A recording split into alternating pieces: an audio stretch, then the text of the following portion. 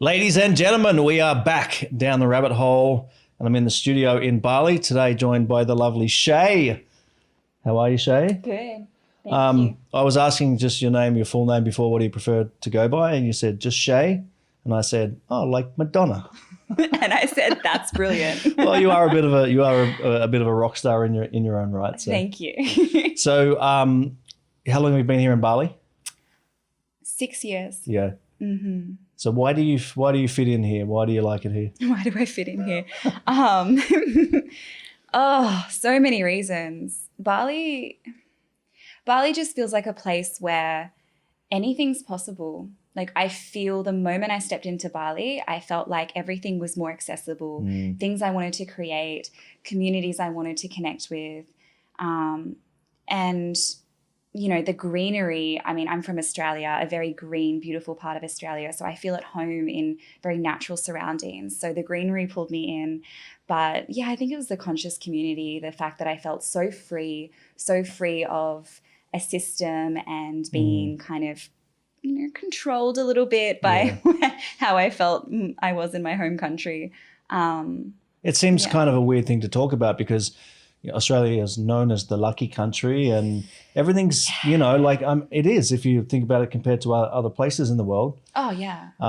We've got it good and there's healthcare and, for the most part, people have got it good. Yeah. But I'm like you, I've kind of had this uneasy feeling for a long time. And it's like this subconscious imprisonment or something. I don't know what it is. It's hard to explain. Yeah, it feels like what they would call the nanny state, like a nanny state. So I felt like on paper, Australia is wonderful, super clean. Yeah, healthcare is amazing. We get paid well in Australia. The natural surroundings is incredible. And if it wasn't for the system and structure of society and the way that it really does feel like people, not everybody, of course, but for the most part, it's like just playing this game, and I feel that in the Western world a lot, playing the game of do this, do that, and then that. And most of the people I was surrounded by were not happy or fulfilled with their lives, were not inspired or like vibrant or juiced up. And I was just yearning for that, yearning to be surrounded by people who were loving their lives. Yeah. No, it is really strange because, everyone's got it good in Australia, but there's this once you come to Bali, you kind of notice it. You kind of feel like you've broken out of something, but you didn't really know what you've broken out of. You don't know what that thing is, because when you're living in that, you can't really see it. You can't see the picture when you're living inside the frame. That's what I say. But yeah, it's really interesting. It's like exiting the Matrix. Yeah. But you never knew you were in the, well, of course, people don't know they're in the Matrix. Exactly, but, when they're in it. But especially in Australia, people don't think, So tell us a little bit about you. What's your jam? I know you very good you focus on communication and intimacy and empowering women especially, but you work with men as well. Tell us a little bit more. Yeah, so my journey has been one of constant transformation, like everybody, but very conscious of my transformation. And I, like most people, grew up in a really challenging environment, and that was difficult on many different levels, emotionally, psychologically, physically. And I got to a point in my life in my early 20s where I just hit like a rock bottom, like really the lowest of lows, to the point where my body was physically shutting down. Like I was, I had to make a choice to radically change how I was living in the world, or I would die.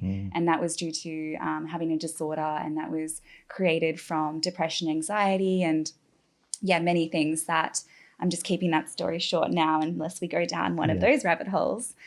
And that really woke me up to a different way to live, and a different way to live internally, really. So I'd already come across like Buddhism, spirituality when I was 15, and I studied that quite rigorously, and I knew it all intellectually, and I could express that to people, I could teach people, but I wasn't living it. I wasn't living it until I had to.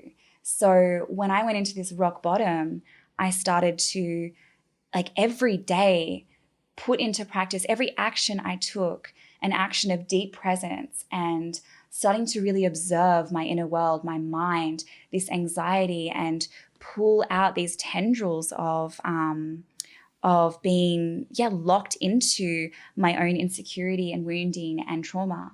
And from that moment, I then went to Bali for a retreat for 10 days. And like 3 days in, I was like, I'm going to live here. And so I went back home and my family was like, that's sweet. She thinks she's going to live there. I'm from a small country town where no one leaves, like generally. So yeah, they thought I was just, I just had this fantasy, but then they started to realize more about me when, you know, I started to really let this part of myself show that when I have an intention to do something, I will do it. And so a year after that, I was living in Bali and I started my yoga certification, teaching meditation and mindfulness, and then began to work with people on mindful eating because that was part of my journey of healing, and then worked with my partner. And that is where I started working with women on masculine and feminine embodiment. At the time, my partner. And after that relationship, I then went very deep into just working with women on claiming their feminine essence and getting back to the roots of their core feminine, which is, you know, that part of all of us that is more in flow, that is more spontaneous, surrendered, receptive, all the things that society doesn't value as much. So all of us have like really wonderfully established masculines, but the feminine wasn't there. After that, after working in that realm for about 1.5 to 2 years, I then shifted away from teaching yoga and shifted away from working with just women because I found myself like yearning to help more people in more areas that I know that I could help people with from my own experience and my own studies. So that went into basically different aspects, different dynamic aspects of how we express ourselves as humans. So I still work with masculine and feminine embodiment with women and men. And then self-expression in how we communicate is a huge one, which is one that I'm working a lot with right now. And then sensual embodiment, so how we're expressing ourselves in a sensual way through the body. And then other aspects as well of mindfulness and meditation. So it's now branched out and I've changed, you know, the branding of my work and I've changed who I'm working with and it feels much more in alignment. Yeah.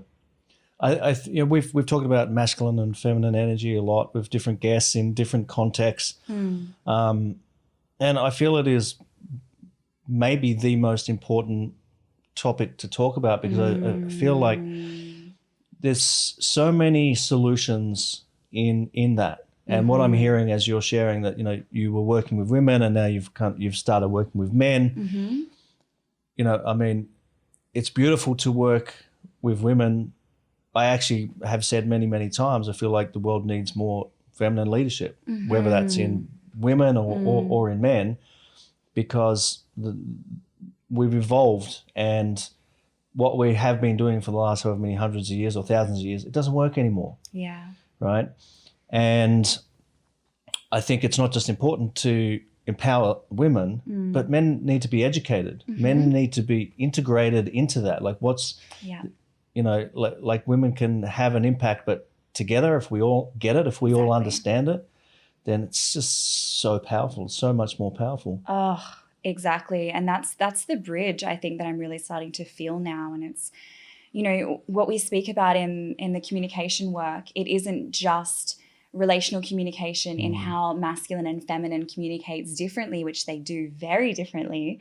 But it's also other strategies and tools and techniques for communication, just as human beings, like aside from these dynamics. But yeah, the you know, some of the programs I've done in the past, one is for women to actually heal their inner masculine. Because yes, they have a very established masculine energy within them. It doesn't mean that it has been expressed in a healthy way or that they're embodying healthy qualities of their masculine. And when they're wanting to become more feminine, like women who come up to me and I just want to feel more feminine, and they're at war with their masculine. They're like, oh, I'm so sick of being masculine. I'm too masculine. It's like, wait a second. You're now fragmenting yourself and you're at war with yourself because your masculine is inside of you. Because these energies, these words, which some people have quite an aversion to, we could call it yin and yang, hard and soft. It literally is just the expression of duality, which is life embodied. Everything is in duality in life. And I draw a lot from Buddhism and Taoism in this concept because, you know, the fact that we have texture is like a word for the way that we can categorize duality. So there's only hard because there is soft, or we say something is hard, that automatically makes soft in existence. Otherwise it would just be thing. Yeah. Like there wouldn't be, so it's just like a texture of living is the masculine and feminine. Yeah, and I think because they're especially with men especially, and in Australia is probably one of the unhealthiest place in the world for like this male bravado and like the Aussie battler and all of this. Like it's tough, and that's kind of been beaten into us. Yeah. And I know it's the same for women. You know, you're not supposed to be masculine, and not, you know, we're kind of taught you shouldn't have those qualities. You shouldn't embrace that. You should be a man. You should be a woman. Yeah.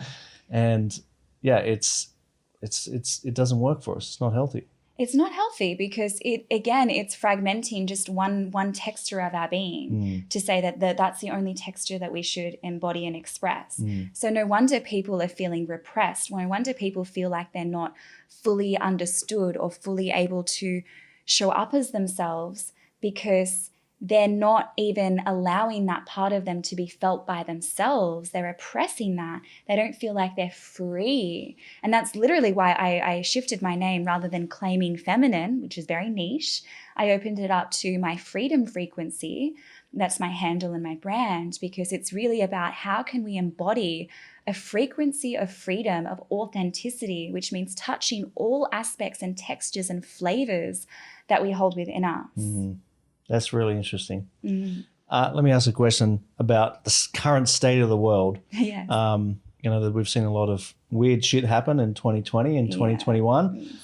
How much of that, all of that, the symptoms that we're seeing in the world where, you know, systems are breaking down and societies aren't working and people are too greedy and, you know, how much of that is related to what we're talking about here with masculine and feminine energy? Like, did something go wrong there? Yeah. I mean, it's many things. I think all this whole big soup that has a very bad flavor to it, and it's in essence as well. It's this ability to exert control and force and dominance. And that is the unhealthy qualities of the masculine being expressed. The masculine, in essence, in all of us, whether we're men or women or no gender, transgender, whatever it is, again, this is just a texture of being. The masculine texture of being, when it is expressed in a healthy way, it is structure.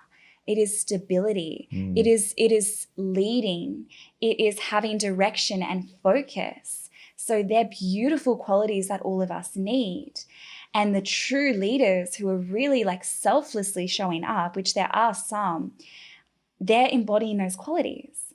And they're also having a beautiful balance of the feminine healthy expression, which is surrender to the ever-changing nature of life, right? Not trying to control and be fearful and hoard. Like greed is coming from hoarding, which is coming from a distrust in the abundance of life.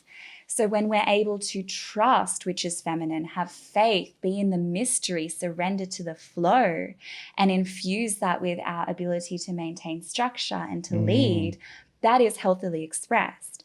But right now in the world, it's not being healthily expressed. I think there's an extreme lack of the feminine, as well as an unhealthy expression of it. Because this is a thing as well, which is, I teach this, it's like these energies want to be expressed. They are us, right? They want to be expressed. And when we're repressing the expression of it, It has to come out somehow. It's gonna come out somehow, and it'll come out in an unhealthy way. Yeah. So the way that the feminine comes out in an unhealthy way, which is this like wild feminine, which I think is also severely misunderstood in the term wild feminine. I think people are using wild feminine as a excuse for showing up as emotionally imbalanced. But the way that it's showing up is people are being triggered and they're making very intense decisions in the world and combative toward each other from these emotional insecurities. And the feminine is very emotional and sensitive, but also balanced. Whereas the masculine showing up in the unhealthy way, again, that's the oppression, that's the control, that is like the competition, me against you, against that worldview, against this worldview, and it's like butting heads. So that's how I think they're being expressed right now. So how do we solve this? How do we fix the world, Shae? Oh, how do we fix the world? Great question. Cool. I'm glad that No pressure. I wanted to talk about this. I mean, it's always an inside job. You know, that's a tough concept for people to get, though. Yeah, it's a tough thing, because when you haven't done the inner work, is that your experience of life is everything's outside of you, right? Yes. And to say that we can fix the world, which is everything outside of us, by just working on ourselves, it's like that's a hard pill to swallow for people. Yeah, and it's also like it becomes a platitude that doesn't carry weight to it. So then we think about, all right, if it is about doing the inner work, how do we help others do the inner work? Maybe like asking a different question, right? Because that's like my core answer is, how do we fix the world? You know, it's I agree. Deep presence with yourself. I agree 100%. Like if we all just did that, there wouldn't be any issues. So it's like, all right, how can we invite others to embody that then? So that's from embodying that, and then more of us leading that through expressing ourselves, right? Through putting content like this out into the world, through what I do in my work. You know, I record videos, podcasts, I share in my programs, I write, and sharing, like really sharing and spreading in this ripple effect, that others who maybe have no concept of inner work can first have a concept of, oh, there's other worldviews than my own. There's other ways to live than how I'm living. And then hopefully that again, like more people can rise into that and be invited into that. We're not going to invite someone in by trying to force them in.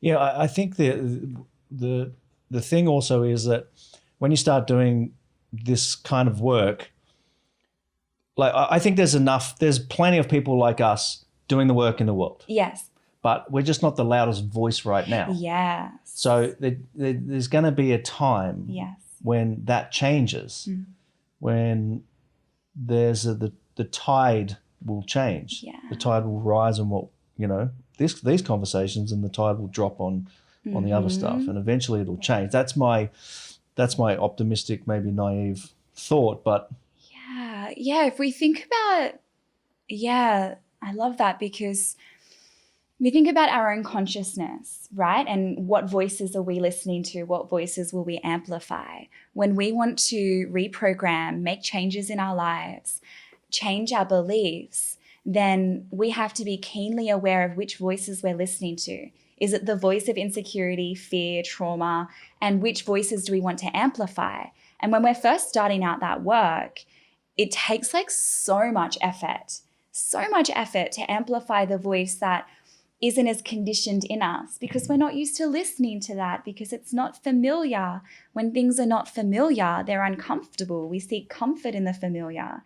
In the long term, it's not comfortable. And it doesn't matter what it is. It's scary to put yourself out there and not know where your voice is going to land. Yeah, it's scary. Yeah. So when we amplify the voices within, and when we are able to start living from those, that's like the internal way that we can transform. So if we take that into the world and say the world is this collective consciousness and all of these voices are like the voices we have within us, how can we amplify the voices that will create the shift. Yeah. So that's what we're doing. And we're not just like, well, I've done the inner work so I can sit back and twiddle my thumbs or go and live like on a mountain and I've like done my part. It's like, no, you do that. And then through your authentic way, amplify your voice. Yeah. Invite others into the world that is yours. Yeah, there's this kind of misconception, I guess, that, in the spiritual communities, or when you start doing this work, it's like, you can just do that and then you can disconnect from the rest of the world. Now, that happens a lot. So much. But that's not where the power is. The power is in embodying that, as you talk about, being that, like being the essence of that, but bringing that fire to the world. And I kind of had this thought recently, because I talk a lot on the podcast around, especially the last 5 years, like my life has changed a lot in that I used to massive hustler, like I would work really hard and I enjoyed that. There was a part of me that like really loved that, like that fire, but I've changed a lot and now I work maybe, I don't know, 3, 4, 5 hours a day at the most. But I spend a lot of time working on myself, right? But I had this thought very recently that where is the line in the sand in how far I take that before I lose the flame, right? And the way I pictured it in my meditation was like the fire to be the still part of the fire. The center part of the flame is the hottest, but it's the stillest. And that kind of gave me a lot of power because it's like, oh, I can still be still, but I can be powerful and I can bring my fire to the world. Yeah, that's beautiful. It's not one or the other then. It's integrating that. Exactly. And it's so true. We see it a lot here in Bali, like a lot. so much especially Ubud. Yeah. Well, now not Ubud because no one's there anymore, but Ubud gets a lot of bad raps on this podcast. On this podcast especially. I mean, I love Ubud. It's beautiful, but like every place, it has its shadow, and the shadow of Ubud is very strong. And it's this idea that people go and they go to all these workshops and events and trainings and beautiful experiences, and it's almost like it becomes the new drug. The drug before for them in their life that they stepped away from, maybe that was, maybe it was overworking, or real drugs or whatever it was, sex, like money, rock and roll, because I had to say that because I just said sex and money. Whatever their drug was, it's like that core part of them, that core part that is seeking, and in their state of still and unease to be in themselves, that isn't looked at. So, and it's not saying that anyone's work and pathway into the work is bad or wrong. Like we all have our own pathways. Or any less important than anybody else's. Exactly. But we're just speaking to what happens in this phase of people's journeys. And hopefully the phase, is the landing is in integration. But in that phase is like replacing the drugs with ecstatic dances and all of these things, which I love and I do.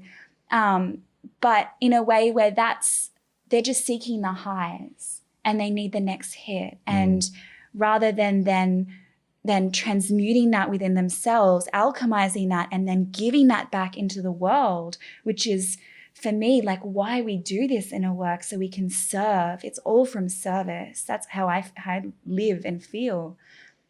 Yeah, otherwise that's just lost. And it's kind of like we're hiding in the beautiful cafes and beautiful dances and the shiny glitter of that way of being. And so it's also like how I see it is this, it's like a pendulum. But it's a pendulum, instead of going horizontal, it's like a vertical pendulum. So people are like very much in the world on like in their, if we're talking about coming from Western societies, very much in that way of being.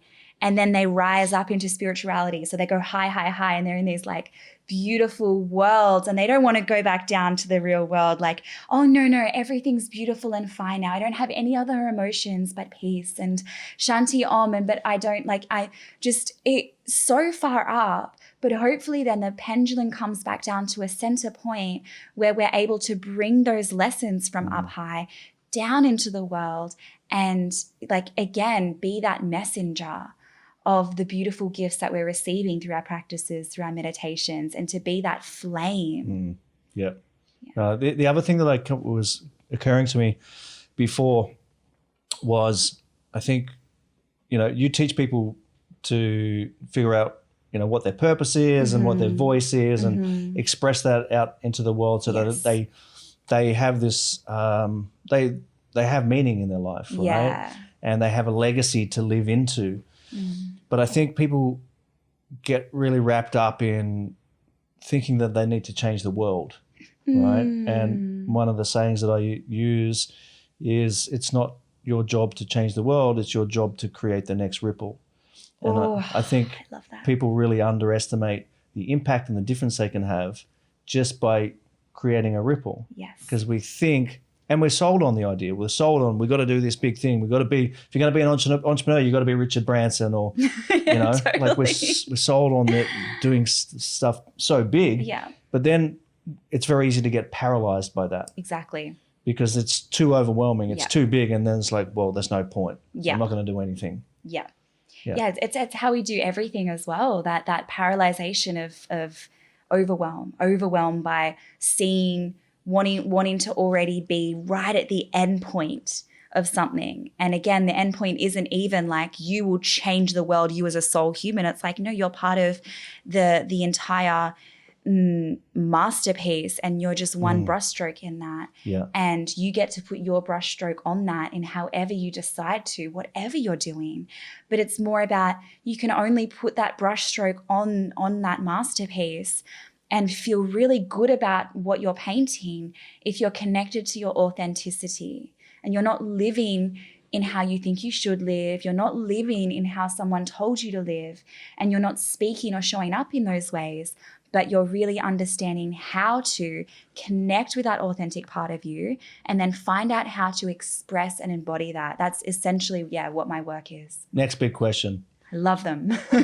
So how do people find their authenticity? And what's missing for people? Like, what's blocking people? And then how do people move through that and really find their authentic voice?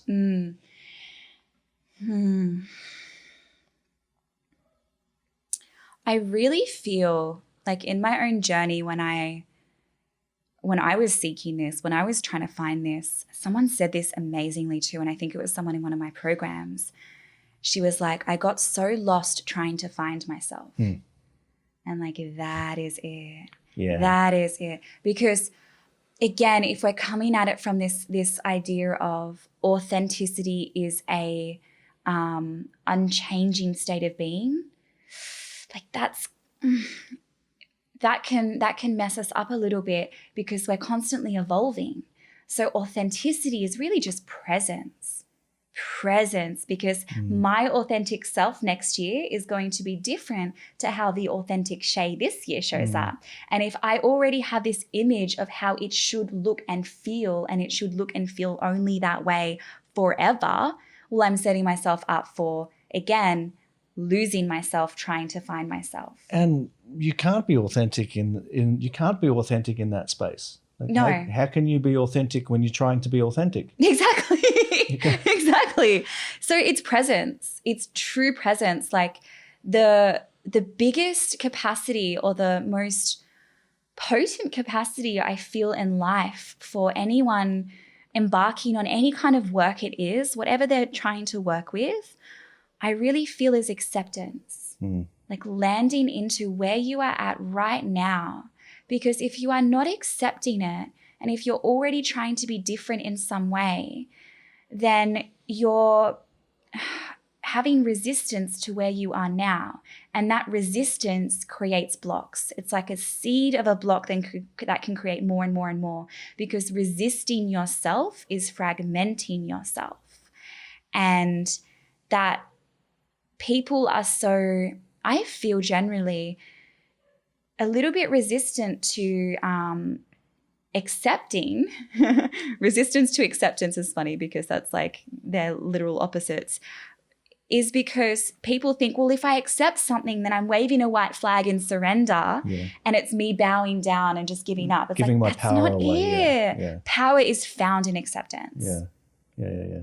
So when it comes to authenticity, I think people are trying so hard to articulate, who they are and what their authentic voice is.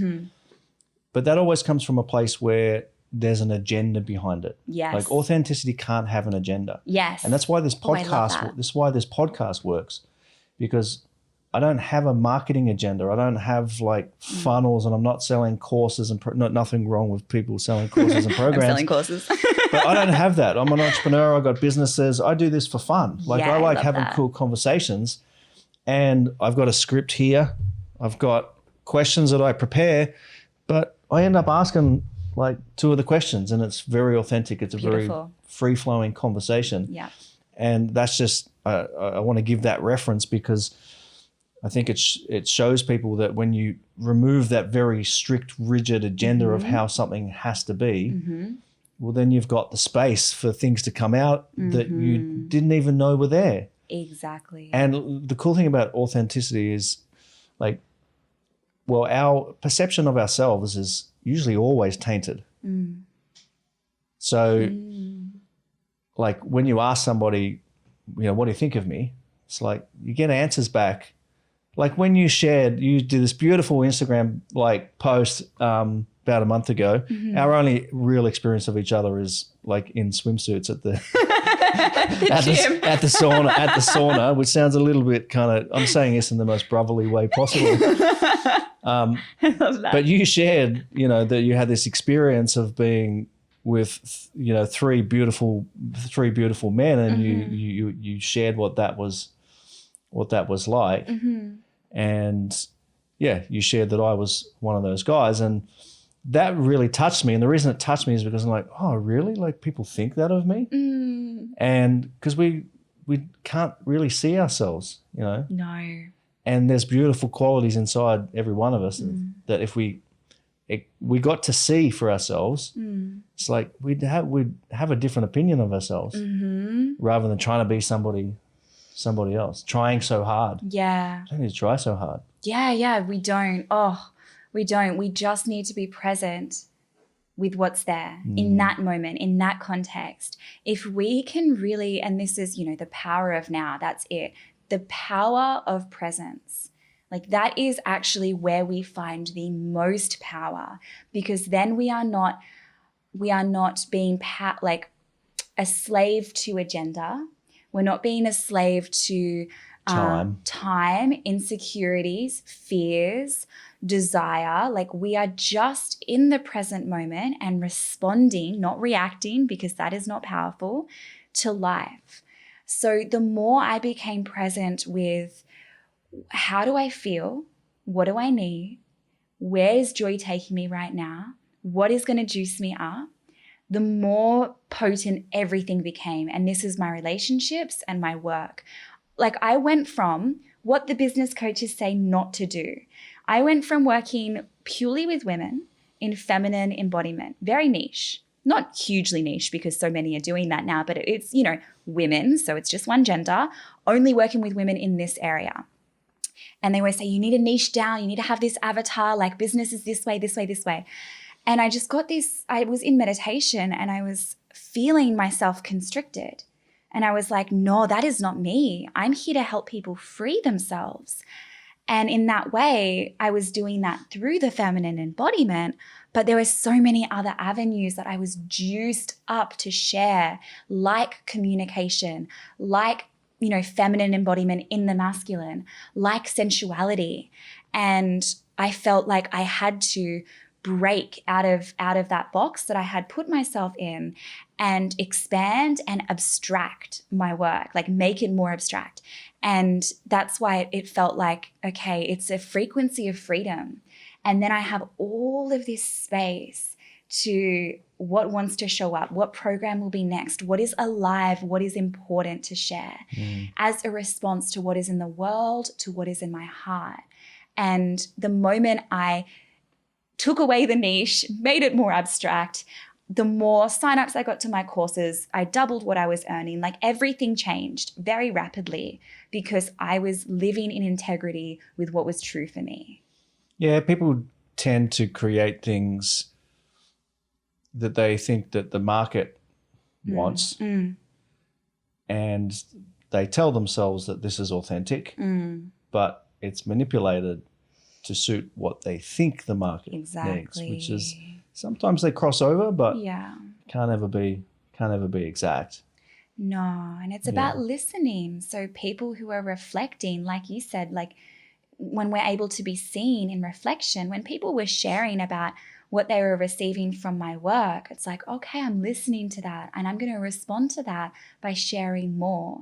So literally doing this communication course, this program was something I'd always wanted to do and toyed with the idea of, but it wasn't until a beautiful friend who did my previous course, Claim Your Inner King, which is about feminine claiming their inner masculine, when she said to me, you need to do a course on communication. You are like, there is just so much wisdom in what you share about this. There's so much I'm getting out of it. Because, she'd be like, I'm talking to a guy. What do I say? I'm like, this is how you can share what you feel and mean. And so she signed up for the course. But I was like, okay, I'm responding to this. This is needed. This is wanted. So how do people become great communicators? What are the what are the critical elements? And there are critical elements too. So great question. Listening is actually like one of the biggest parts of it.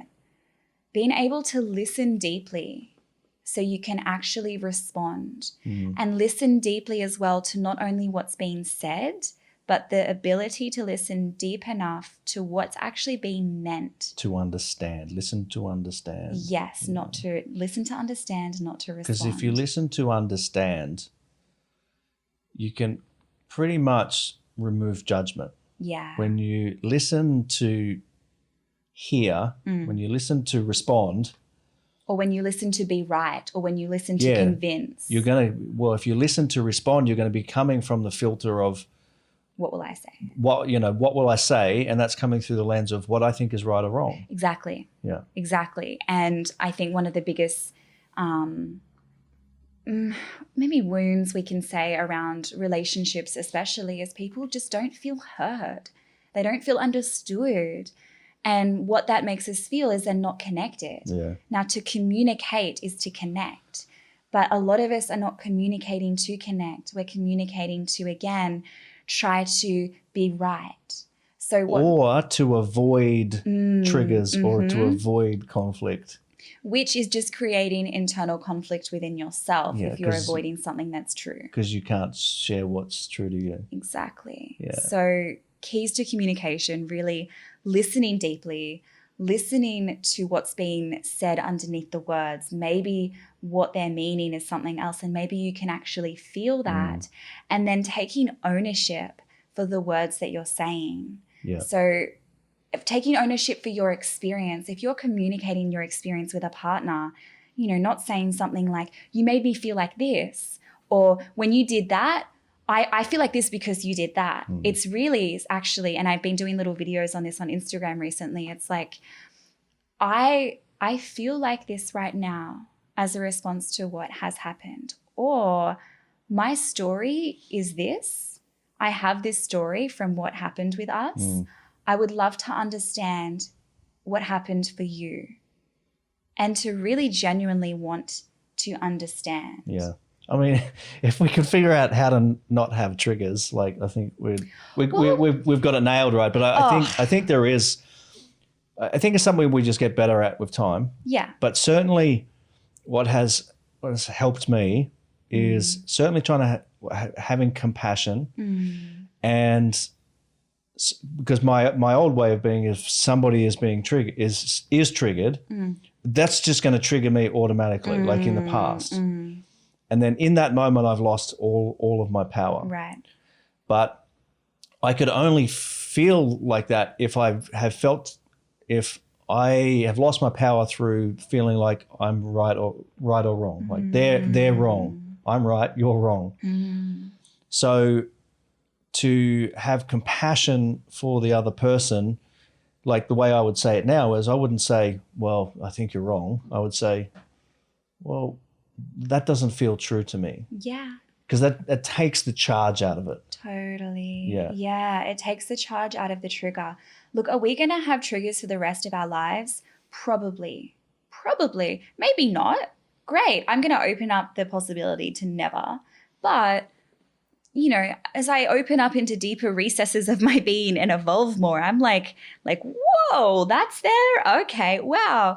And I feel like mastery is not that that you are just pure light being and that is all that you are ever.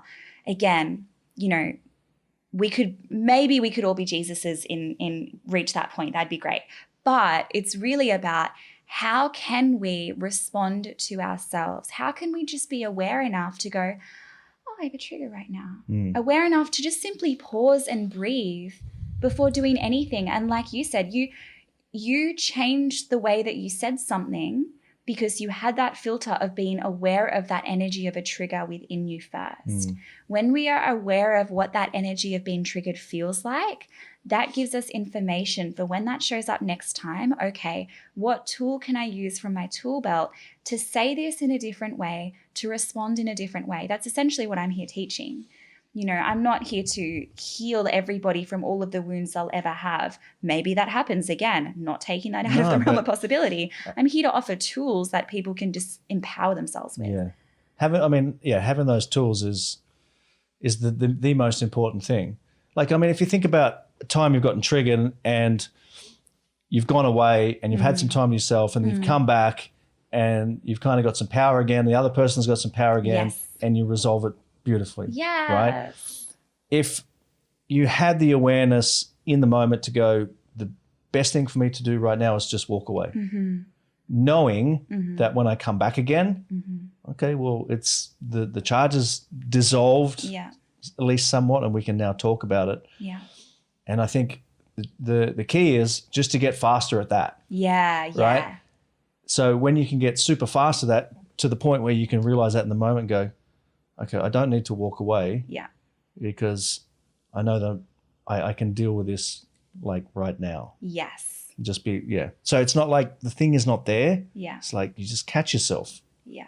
Yeah. That's the trick. It's just catching yourself. Yeah. It's just like a meditation. You know, the more we sit and are able to catch ourselves when the mind does its thing, the more we're practicing and developing the capacity to observe and catch ourselves. That's a great thing. And the thing about meditation, which is related to this, is one of the keys is not to make yourself wrong for the thinking. Like that's huge. That's the key. Exactly. It really is. And it's the same for like dealing with triggers. It's like, don't make yourself wrong for being triggered. Yeah. Like, why am I getting triggered again? Okay, well, you're fucking human. So again, the root is in acceptance. Yeah. In acceptance of that. I've been teaching meditation for quite a few years now, and people would say to me, oh, I just can't meditate. It's so hard. I keep thinking. It's really hard. I just catch myself thinking all the time. I'm like, awesome. And they're like, what? Like, that's awesome that you are having moments of catching yourself thinking. That will happen more and more. Then there'll be spaces where you don't even think, and that's wonderful. But that's not the capacity you're developing. You're not developing the capacity to be empty-minded so that you can be empty-minded for the rest of your life. How will you do life? How will you literally think, plan, communicate, work? What you're developing is, and it depends on what kind of meditation you're doing, but essentially, especially mindfulness meditation, you're developing the capacity to be aware of all that it is programmed that is not you, and to make a choice how to respond and show up in life. That's the capacity. To become something of an observer to what is happening in the moment. Like when you catch yourself, so rather than judging, you're observing. Yeah. And then you can do that in your everyday life. Exactly. Rather than reacting and snapping. It's like, and then you can observe yourself. It's like, why am I like this? Why am I doing that? Yeah. And then you're living life with curiosity, and you're not living life all the time like in this inner world of why is this way? It's not like that. It's just like this really interesting, that was interesting. I'm feeling this right now. It's such a beautiful way to stay present, because when you bring that energy to it, that energy of acceptance, it doesn't have power over you. Because when you're trying to fight it, like fight all the thoughts, fight the triggers, you're affirming its power through fighting because it's so powerful you have to fight it, right? Like if you have to fight an army, you know that army is pretty strong because you have to go and fight it. But if you're not even taking that army seriously and not even seeing it as an army, you're not going to show up with swords and shields. And it's the same thing where you're scared of it, or you think it has power over you, or you affirm its power through being fearful of it because it's like, oh, and you try to avoid it. But again, when you can sit with something, sit with those limiting beliefs, sit with the blocks, sit with the triggers, sit with the thoughts, the anxiety, sit with the anxiety, and it dissolves. Yep. It just dissipates because it's kind of like you're not playing its game. Well, yeah, if you have some anxious thoughts or anxiety, it's like when you make yourself wrong for that, yeah, and you buy into that, yeah, well, you're just creating a loop for yourself of exactly, never-ending anxiety. Exactly. Yeah. So, and then you're anxious for feeling anxious, and that makes you anxious. And it's exactly. again, you're just playing the game. Yeah. You've bought into it. You're feeding that. Let's talk about relationships. Let's do it. Are you in a relationship right now? I am. That's beautiful. Yeah. What makes that work for you? Oh, yum. So we actually recently just got back together after a few months of separation, and we were together for a long period, about 1.5 years. And it's beautiful because, we share this. I share it a lot in my content, what I post on my podcast as well.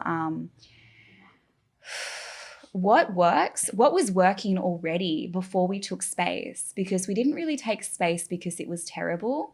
We took space because we knew we had to initiate into something. Like there was some growth for yourselves. Yeah, there was some individuals. Growth individually needed to happen. Yeah. And we also let go of the attachment to the relationship so that we could fully trust in that we were coming back together, not from fear, not from codependency, but from like the authentic desire to be with one another after we had initiated.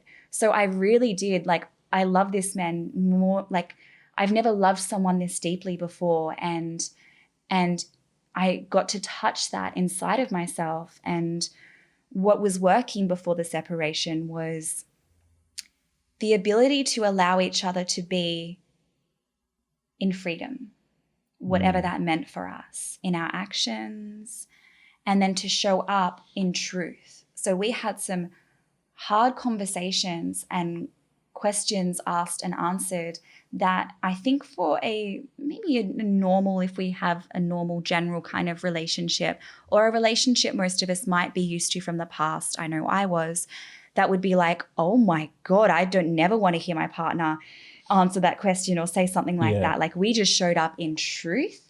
And both of us, I think what has always worked and continues to work is that we are geared toward growth.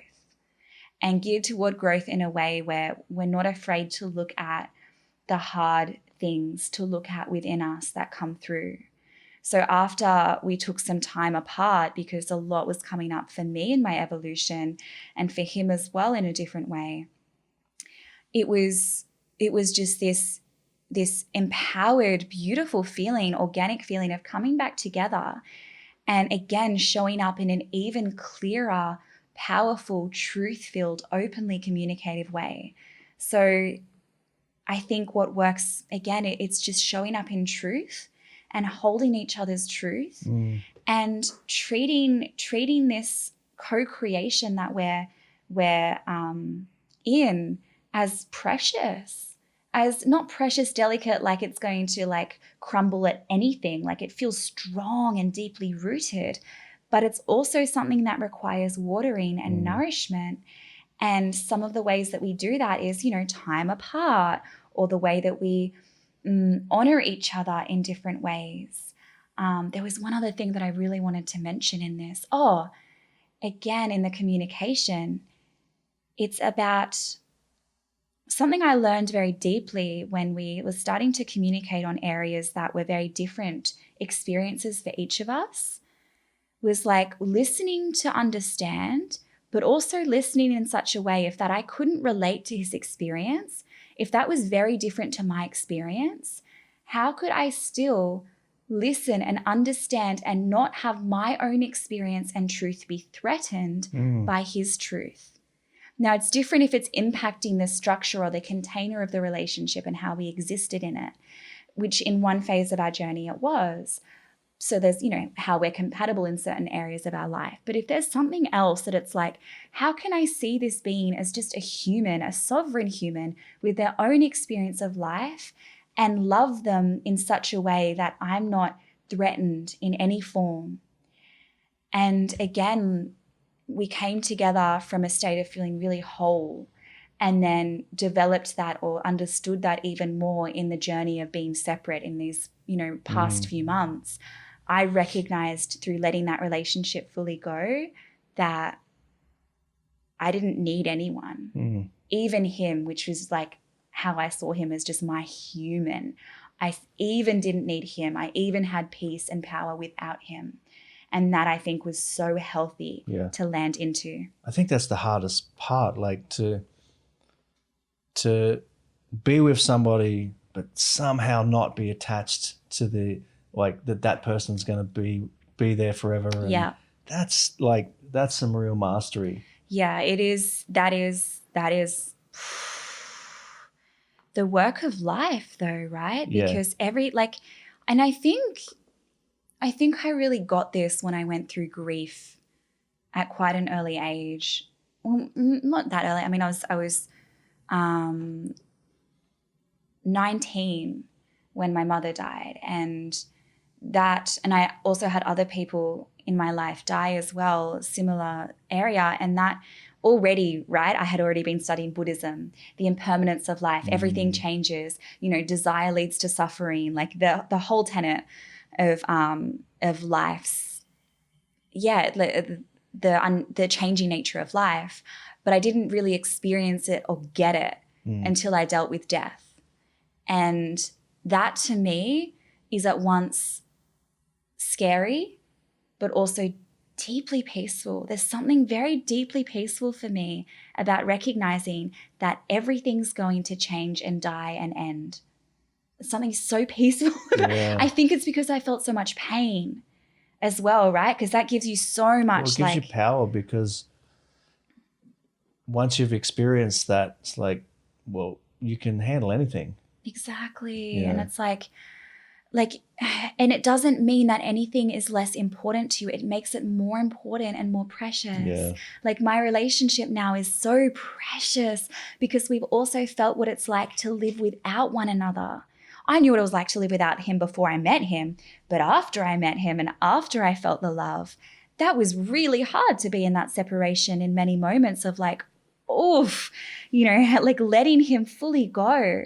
But again, coming back together, it's like you hold it so much more preciously because even if the relationship doesn't end, we're still going to die. Yeah. And one of us before the other, unless, it happens at the exact same time, right? So it helps gratitude, like it helps build gratitude. And that is what I do when I feel the fear. Because of course I feel the fear. That's the duality. With the deepest joy and love makes the opposite of that true.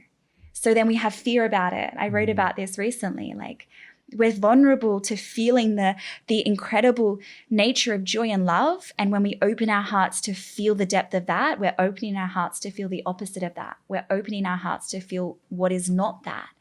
And when I have those moments of like, I just switch it to gratitude and I go, whoa, what do I have right now? Oh, this is amazing. I'm going to hold it so preciously while I have it for however long I have it. Yeah. That's beautiful. Nah. I think like in relationships, everything's magnified and amplified, right? Yeah. And I think because of that, it also spills over into all other areas of your life.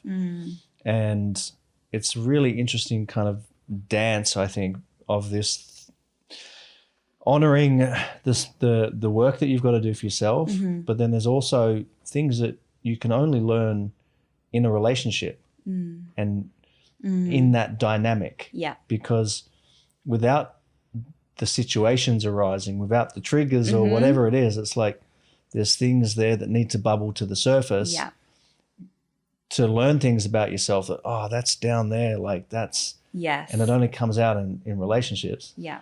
So it's a really interesting dance to honor that self journey and then honor the relationship as well. Yeah. But if you get it right, it's very powerful. Sounds like you're doing an amazing job. It feels like it right now. Yeah, good for you. beautiful. Thank you. Lucky guy. What are some of you talked about meditation, but what are some of your habits, rituals, some of the things that you do that empower you on a day-to-day basis? Because you were talking before about, discipline, the power of discipline. Yeah. Because I think when you don't feel free, we kind of have this tainted idea of what freedom is. We think it's like sitting on the beach drinking pina coladas, and we don't need, being removed from discipline, being removed from structure, being removed from the daily routine. Yeah. But actually, that's where real power lives. Real power lives in the discipline. Yes. That's my belief and thought, and that's what's been true for me. Yeah. So what are some of your things that you're doing every day that keep you in that? Yeah, I mean, I agree wholeheartedly with what you're saying. And that is, again, the textures of life embodied. The masculine structure is what is holding the feminine freedom or dance or flow. So it's like if we're imagining life's flow and that freedom of water moving, the water is only held and able to move because of the riverbanks. So the riverbanks is like our discipline, our masculine structure, which gives the water a body of a substance. It gives the water direction. Or they say it in Hindu mythology, we're talking Shiva Shakti. Shiva masculine, Shakti is the feminine. Shiva is that which allows Shakti to be danced into life. So it's the Shiva consciousness and the structure and the discipline, which is what allows us to expand and flow and feel free, to free ourselves mentally, physically, emotionally. So I agree completely. It's that beautiful balance. And for me, I went so hard into the discipline aspect that when I was in spirituality, really starting out and like creating a routine, that my morning routine, it was the same as my past partner's morning routine, which was very masculine. He would wake up, he would, do movement for this amount of time, then he'd do his gratitude list, then he'd do his breathing, then he'd do this, this, this, and this. And so I was like, sweet, I'm going to do the same thing because that's going to be good. That's, great. This was before we started working with masculine, feminine embodiment. And it gave me anxiety. I would wake up and feel like I have to do this and that, and is this amount of time and this, and so I was like, what is happening? Well, I'm just going to let that go then and just, flow. I'm just going to flow. But then I had no discipline at all, and I just felt like I didn't have vibrancy. I just felt quite dull. I'd wake up and be like, oh, I don't know what I'm doing. So now it's about I wake up, and then the discipline is I know I need to meet myself. So I always give myself space to go and meet myself. And that will be sitting down or lying down. And then in that moment when I sit or lie, I'll feel into, and it's generally, this is a meditation I offer people as well. I have, on my site, I think, or I give it in my programs, but it's like sitting with the presence of, okay, how do I feel right now? What do I need? And then from that structure and discipline of showing up, asking myself these questions, meeting myself, I then go into my feminine, which is what gives me vibrancy, which is, the just core part of me being in a woman's biology. And that is sometimes I do free flow dance movement. So you can just flow into whatever feels what you need in the moment. But I have the tools available. So it could be writing in my journal, sitting in a meditation, doing breath work, doing yoga, going for a walk. But it's allowing that to be decided in the moment, but knowing that I need the discipline to go and show up every day for that. So that's one thing. And another thing is, again, it's in that space of recognizing, you know, what fuels certain frequencies. And for me, what fuels like joy and vibrant frequencies is dancing. So generally every day, whether it's just rolling around on the floor or like whatever I'm feeling like, I'll have music on and I'll dance. And even if it's just 30 seconds, I know that that is fueling joy frequency within my body, running through this like beautiful energy, clearing things away, whether it's emotion or tension. And that to me is a really beautiful, sustainable practice that comes into my day at any moment. Very nice. Yeah. We could probably talk all day, but I'll make sure everybody's got access to you. We'll put the links, and people can find you on Instagram, I assume. Yeah, I'm most active on Instagram as a social platform. Yeah. And then I have my podcast, my YouTube, and my website. Cool. We'll make sure everybody's got the links. Make sure you go check out Shae. Just Shae. Just Shae. But no, it's beautiful work that you're doing. It's you know, as I mentioned before, I feel like it's the most important work for the world is for us as humans to figure out this healthy masculinity and healthy feminine, because I think we'd make very different decisions. We'd build very different societies. We'd relate to each other. So it's very important work that you're doing. So thank you. Yeah, it feels aligned. Yeah. One final question. Please. If you had the one-time superpower of mental telepathy and you could share a message with all 7.8 billion souls or whatever the number is now on the planet, one short, sharp message, languages aside, just one little beautiful message to give everybody, what would that be?